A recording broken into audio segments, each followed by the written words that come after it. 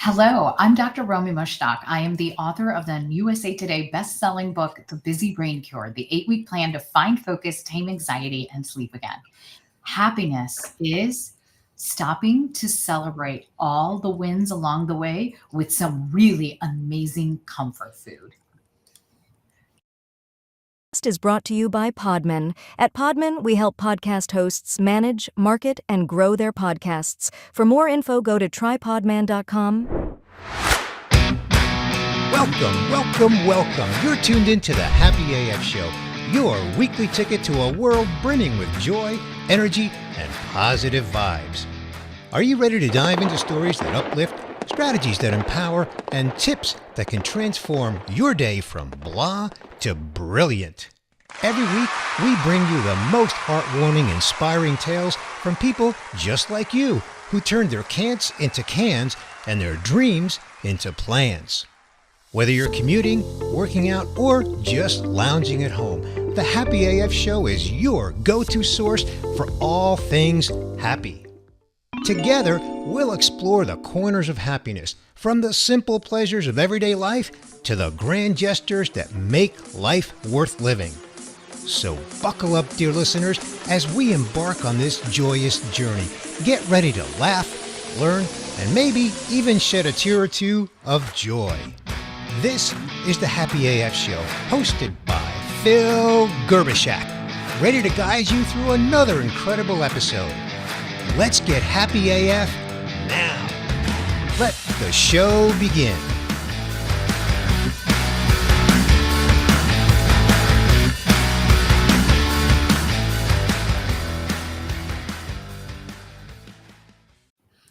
Whoa, and you love to eat, Romie. I got to hear about this. Comfort food, celebration. This sounds like my kind of show. Absolutely. And now I'm hungry because I just had some really bland chia seed pudding this morning. And I was thinking of my favorite comfort foods in the morning. It is an Indian dish known as a paratha.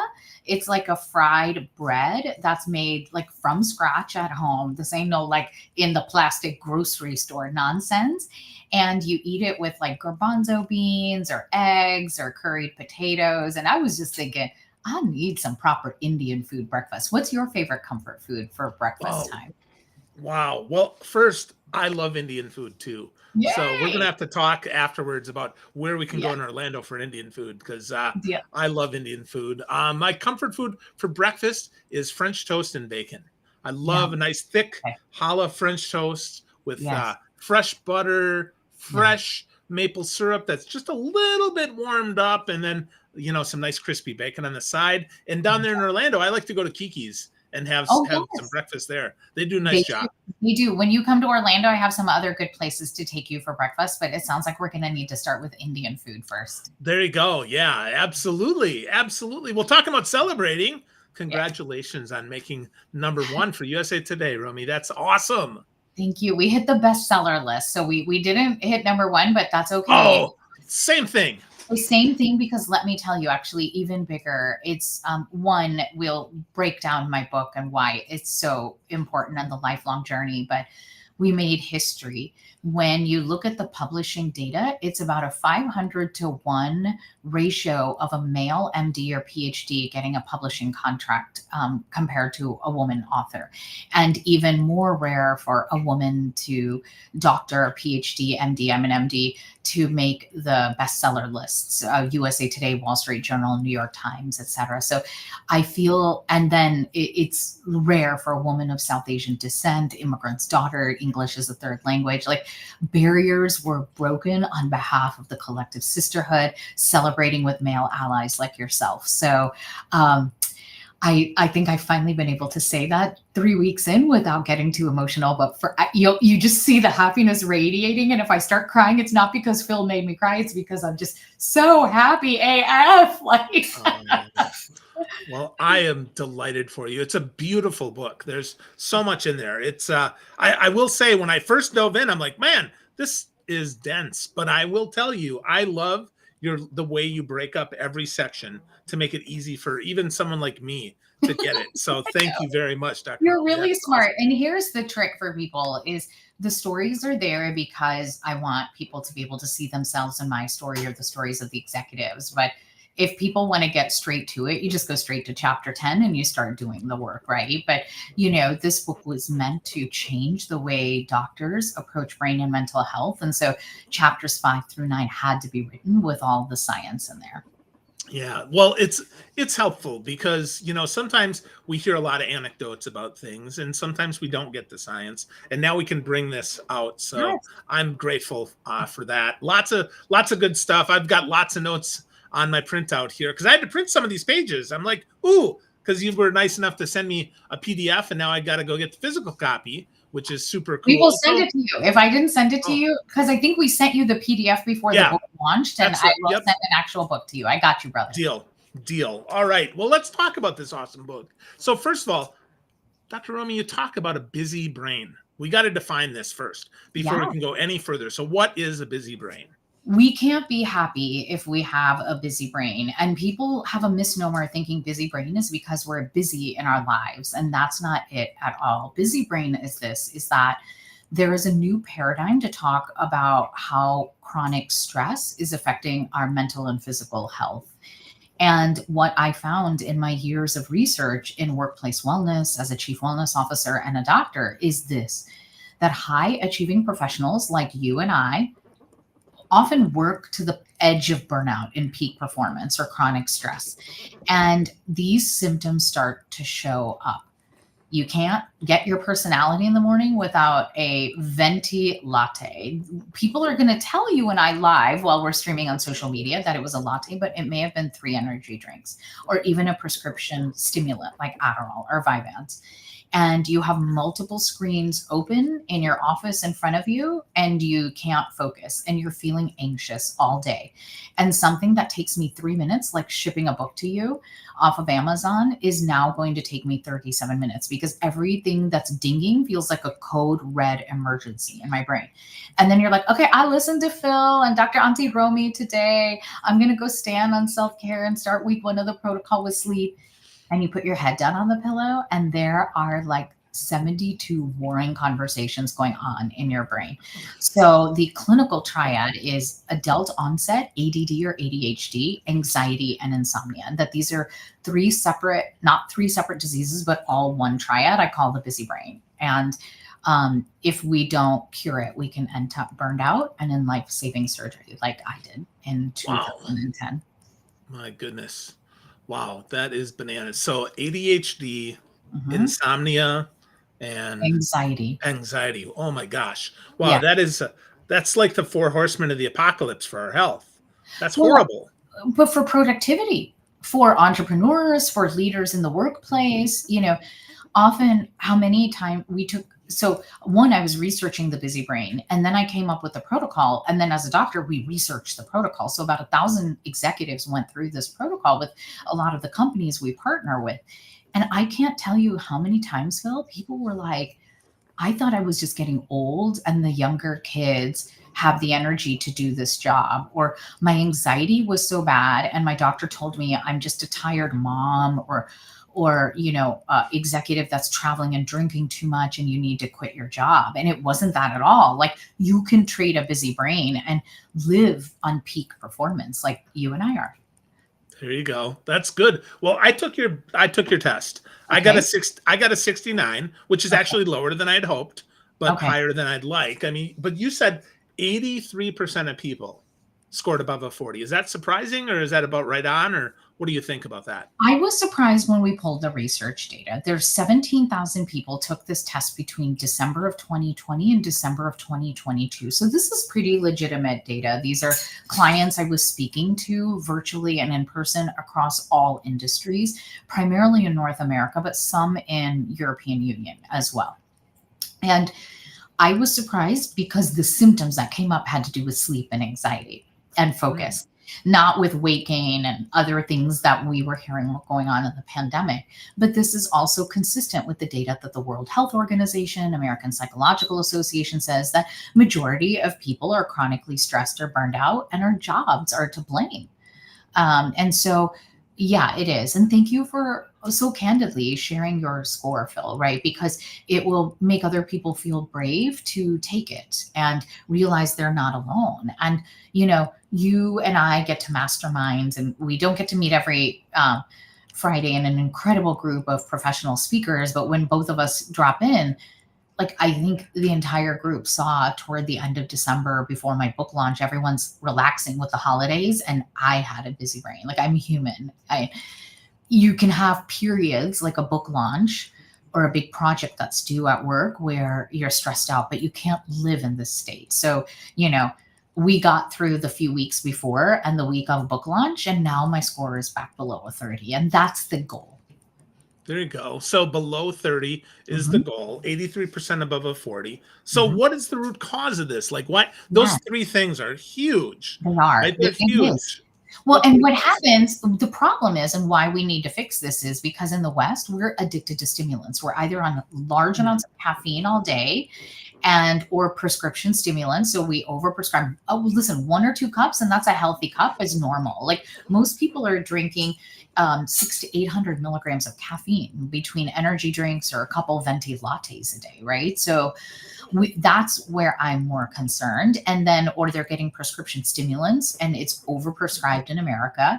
And then you need a sedative like alcohol or a prescription sleeping or anxiety pill at night. So I call that the stimulant sedative cycle, and that will make brain inflammation worse. So busy brain is due to a specific pattern of neuroinflammation in the brain that affects an area known as the hypothalamus and your circadian rhythm, your entire biological clock that governs not only your sleep-wake cycle, but everything going on in our brains and our bodies, from our hormones to our digestion and all of that. And that's what's at the root cause of it. And so we break down the root cause in the brain shift protocol, and then we give you a treatment plan. And that's the part that I love about this, that I figured out and researched a treatment plan, like based in integrative medicine, neurology, psychiatry protocols. It's awesome sauce. It makes me happy AF just to talk about it. I don't know, other people may be watching this live going, they're that excited over research on a Monday morning, But this is a sign of an entrepreneur who's passionate about what they do, right? Like yourself. Yeah. Well, not only that, but the people that you're helping are people like us who really, I wouldn't have thought there was a cure. I would have thought, I'm stuck here. And the fact that you said in the book, right, that not only is there a cure, but then you share the cure. I will tell you, I was, knowing you, I know this wouldn't happen, but a lot of authors will end up hooking us and then get us in their course. Yeah. And instead you give us all the goodies here. So let's talk about that a little bit. But before we do, we need to define two more phrases here that you have, Dr. Romie. It's brain shift and brain pause. Because I think it's super important that we talk about those, because we already talked about busy brain. So brain shift is the name of the protocol. A brain shift in itself is a micro habit that I researched specifically, that if you do this micro habit, it would create a massive transformation in your brain, in your body, and in your well-being, right? So because things like atomic habits or tiny habits are trending, and there's thousands of them, and you're like, which ones do you do? I researched it with this caveat in mind, Phil. I was not going to put anybody on a diet. Diet actually cleanses, raise stress hormone levels. So it is now February when we're recording this. If you fell off the wagon of your New Year diet, it is okay. We're here with a plan. So, and then the brain shift protocol, the shift we'll get into it in a second, is actually an acronym that stands for the 5 key areas that we treat with the protocol to heal the burnout. Cool. Well, let's go through those 5 key protocols, and then we'll get into the brain pause. So what are the 5 protocols in the shift? So in brain shift, shift stands for S is sleep, circadian rhythm, which I mentioned, and that's what we start with. H is the role of hormones. And believe it or not, for men and women, specifically in busy brain, it's your thyroid hormone. I is markers of inflammation. So I look at your fasting insulin glucose levels. I look at vitamin D3. F is how we use food to fuel ourselves without going on a diet. And T is the role of technology, because we had to do the scientific research on why we got so much ADHD as adults, and our digital devices are to blame. Even though I'm mindful, like, we're using technology in such an amazing way right now, streaming live to multiple platforms. It's amazing, from 2 different cities. Where are you located, by the way? I'm about an hour and a half from our friend John Colby. I'm in Westchester, Ohio. Ohio. Okay. Yes. And I'm streaming live from Orlando. So, like, I don't say all digital devices are bad, but, like, we need to get them under control.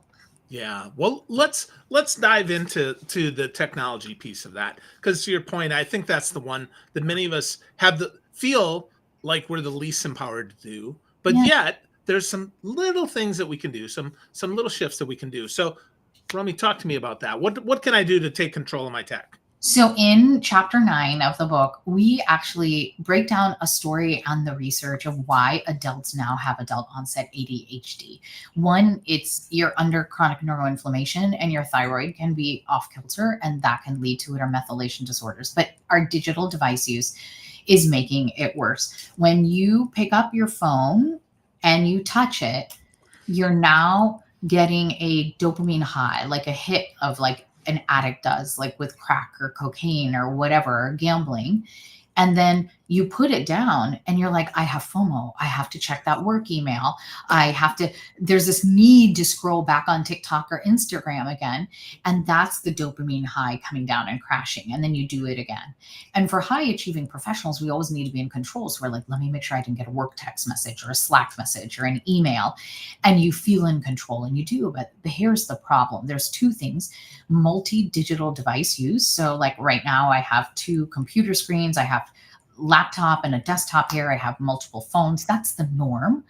That multiple device use is reducing our attention span. Then you're constantly stimulating dopamine. And then here's the worst part. We're using digital devices at night, and the light is disturbing our circadian rhythm. So 2 things are happening. We're on multiple devices all day, reducing our attention span and making ourselves more anxious and can't focus, and ADHD. And then at night, the blue light from the devices will disturb our sleep. So that is a long-winded scientific method to say we need a break from our digital devices, especially at night. And you read the story of where I was previously chief wellness officer. We put 500 of our top leaders who manage hotels that are open 24 hours, 7 days a week. We put them on digital detox, and the results were amazing. They couldn't have done better had I given them anti-anxiety medicine. I mean, that's how profound it was on their sleep and happiness at work. Yeah. Okay. So how do what's the digital detox? So we got to shut it down at like 4:00, or what's the deal? Oh, please. Come on. Don't do that to Auntie.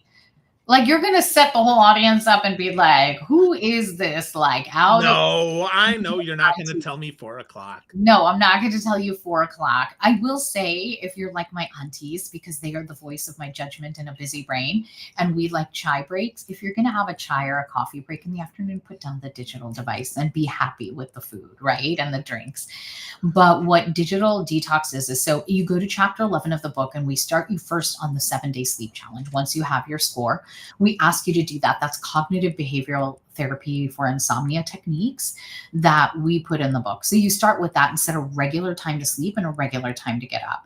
Then in week 3 of the protocol, we institute digital detox, which is 30 minutes to an hour before bedtime, no digital devices. So no TikTok, no Instagram reels, no catching up on work emails, no putting things into your CRM, no Kindles, no Netflix, none of that. And we have to find something else. And that's the key. And if you can do that without taking your digital devices to bed, it is transformative. The first 3-4 days can be anxiety provoking because you're missing that dopamine high and that FOMO is real. And then when you find something else to do, and we'll talk about some suggestions here, you and I are going to workshop this together. So Phil has a plan tonight, and we're going to workshop it. You're going to see after a few days, it's transformative.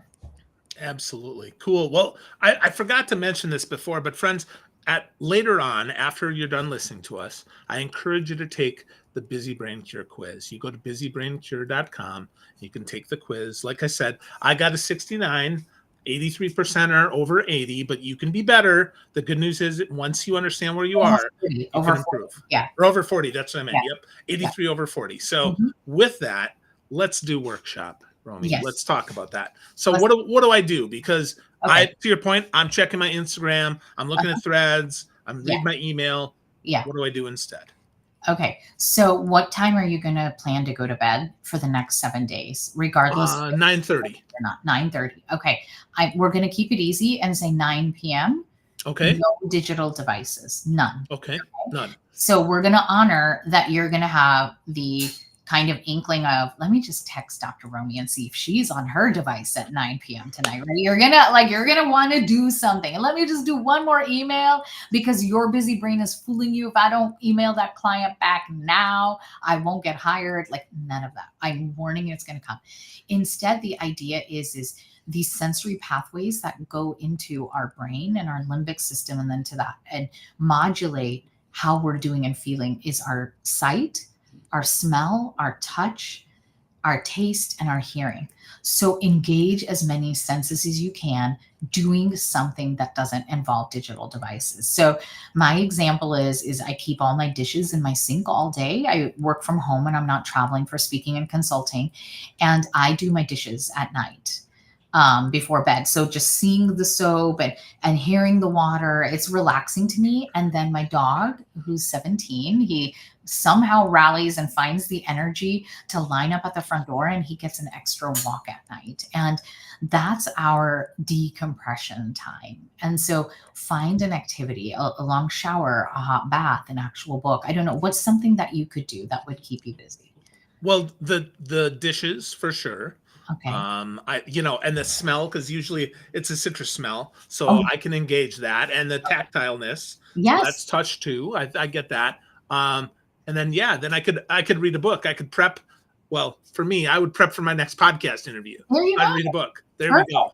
There you go. I really believe in bringing actual physical books and libraries back in trend. I mean, you can see all the books behind you on your shelf, along with okay. So what is it that I'm, what type of, Oh, you're talking about bourbon. Now Bourbon. the good news, Okay. I drink about 2 ounces a month. I like the smell and I do like the taste. I just don't drink very often because I don't have many. So friends. one thing, I mean, like we're workshopping, so not from a place of judgment, but it is ideal when you do week 2 first that we do ask people to cut alcohol out completely or cut it in half if you're having more than 2 drinks a day. So we'll do that. I didn't mean to go all Indian auntie and be nosy. Like, what is on your shelf? That is a lot of bourbon. Hi. You need a cup of chai instead. Chamomile tea, no more bourbon. Yeah. That's funny. Okay, so we did that. We got week 1. We do the digital. Week 2, we got no alcohol. What are we doing week 3 here, Romie? So week 3 is so week 1 is take the busy brain test. Week Okay. 7-day sleep challenge. Week 3 is digital detox. And week 4, I love when Zoom does that, the balloons. Yay. Week 4 is brain pause. So by this time, we've reset your circadian rhythm. We have supplements we recommend in the book that you can get to that will help to calm the neuroinflammation, restore your sleep-wake cycle. Now the key is to train yourself to take a brain pause in the middle of the day and in the evening. And I think what's going to surprise people, I have been someone that has been meditating regularly since 2010 when I came out of surgery. And in chapter 5, you read about my journey with the monks in Cambodia and my yoga teacher in California. But I was teaching mindfulness and meditation early in my career at companies. And Phil, people would still come to me and be like, I can't shut off my brain. I'm failing at meditation. Like something else is going on. And that's what made me, all of us, that's what made me research the busy brain. So I researched a way during the day to take a brain pause. So let's workshop this together. Is there a task you need to do today that's really important that you focus on? Sure. Yeah. I need to prospect for new business, of course. Okay. Be more specific. Inside prospecting for new business. Send out 10 emails. Okay. Send out 10 emails. You need to do that. And I need to prep a slide deck. I'm in the lineup with a lot of professors here in Orlando tomorrow morning presenting my research. And I need to do that. So you can see we're very succinct. I need to prep a slide deck and add more research in it. You need to send 10 emails to prospects. We talk about the role of sound healing as a brain pause when you need to focus during the day. People ask me about nootropics. They ask me about all sorts of techniques in order to improve focus. Sound healing, specifically, we recommend binaural beats, but putting earphones in, and it's a different hertz in each ear, and very helpful. There are lists on Spotify, there are YouTube videos to help you with focus. And then literally it's one device and doing that one thing. So do not have your emails open or messenger channels, like for me doing a slide deck, right? Like you're not going to respond to other emails while you're just sending these 10 sales emails. So that's one thing. For people that are really anxious, we actually talk about the shaking method in the book as well. And that's how you take a brain pause. What you can see that I'm doing similar at nighttime is I'm engaging your hearing, I'm engaging your body in a way that will get you back to reduce the anxiety and get back to focus. That sounds like something we can actually do. Yes. Awesome. So right? Yeah. I love that. So and please know, I'm not against meditation. It's just most people who come to me with a busy brain score about 40 are like, I meditated this morning and I still got a busy brain. That used to be me. So like we needed something more. And that's the journey in chapters 5 through 9. You're reading my Shiro's journey of me finding the cure for my burnout and busy brain piecemeal and now putting it together in a protocol for you. And so that's what this is. Awesome. And friends, if you're listening here, you can just search for binaural beats Spotify and you'll find lots of playlists that you can find. So that's awesome stuff. So let's kind of take this home here and let's talk about Project Evo a little bit, because you talk about that and you've got that research on your website at busybraincure.com. So let's talk a little bit about Project Evo and how we can leverage that to cure our busy brain. I want us to do this in the workplace. And that's the thing. First of all, I'm so proud. I give gratitude to every Evolution Hospitality is a third-party management company for hotels. I was chief wellness officer there for the last 6 years. I'm now with Great Wolf Resorts, but I'm so grateful for every evolutionary past, present, and future. It was cutting edge. The CEO at that time, the president, I walked in and asked if I could do this research. I'm like, could we have 500 of your leaders take these stress tests, sleep tests, see how happy and energized they are at work? And we'll make it into a fun wellness challenge and ask people to do digital detox. Nothing like this had been done outside of a sleep lab back in 2017. And so what is so fascinating, again, remember, these leaders manage hotels that are open 24 hours a day, 7 days a week. And we said, look, if there's an emergency at your hotel or with the job, people are going to pick up the phone and call. And so what happened, and this is in the middle of budget season, so very busy time for them. And half the people were able to shut down their devices 1 hour before bedtime, and the other half just didn't make it. And that was good news, because as a doctor and a researcher, you now have what's known as an internal control group. So half the employees were able to do it, half wasn't, and then you could compare their data. And you'll read the results in the book were unparalleled, like really surprising. And I say this not only because it's my research, but it's been presented over and over at medical conferences, that the people that were able to do the digital detox, it was astounding improvement in reducing anxiety, improving sleep, and improving daytime energy. And they were happier at work compared to the controlled group that couldn't complete it. And the results were better than had I given Xanax or Ambien.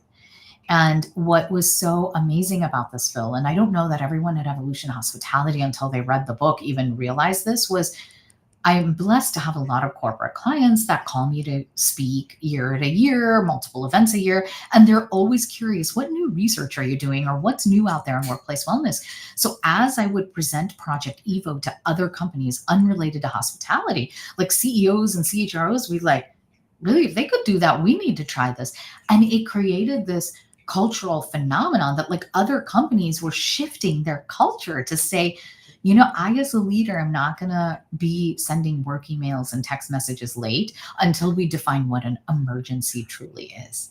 And it started to shape how other companies were thinking their digital device use. Now, I have to be honest, it all went to like heck in a handbasket during the pandemic. And so that's why this protocol, this book coming out now, I think is a reminder of how we rework and retool. And as a chief wellness officer, that's what I work on. How are we retooling people working from home across multiple time zones, across global time zones, right? So that's kind of the next phase of the program that I deliver in keynote addresses, is helping companies overcome that. Awesome. Yeah. Awesome. Well, I'm going to ask you one more question here, but I just want to remind folks, if you're hearing this and you're like, holy crap, this is pretty revolutionary. First of all, it is. It is. Second of all, Second of all, I encourage you, friends, go to busybraincure.com, get a copy of the book, take the quiz, and get to know Dr. Romie more. There's lots of great stuff in the book that can really help you. We just scratched the surface of all this awesome research, and you can slow down your busy brain and make it more helpful for you. So, Romie, how do we get started? Give us one step or two steps that we can get started curing our busy brain. Could be something you've already shared, could be something totally new, but I'd love to hear your insights. I'm pragmatic, right? And I'm a brain doctor. And the people you and I serve, and the people that are watching us live on social media now, or listening to the podcast, like I would say, you can go to drromie.com, busybraincure.com, and take the busy brain test for free. Get your brain score now where it is. I honestly think that's the first step, and get that. And you're emailed how to start the protocol as our gift to you. The week 1 of the protocol comes right to your inbox, right? Because look, I did the research. I was blessed with corporate clients that allowed me to do this research. We want to get it out there. I want to change and transform how we're approaching chronic stress and burnout in the workplace. Child, nobody wants to be told, eat berries, breathe. Look at another Instagram reel of puppies hugging babies. No, that does not make anybody happy. That just makes us cranky aunties. That's funny. I love that, Romie. Well, cool. Well, yeah, go to busybraincure.com, friends. Get a copy of Dr. Romie's book. Get started. Just take the quiz. It won't take you long. It's 20 questions, super easy. Do what you can to take control of your tech and your life and your work, and feel better and get your busy brain cured. Thanks so much.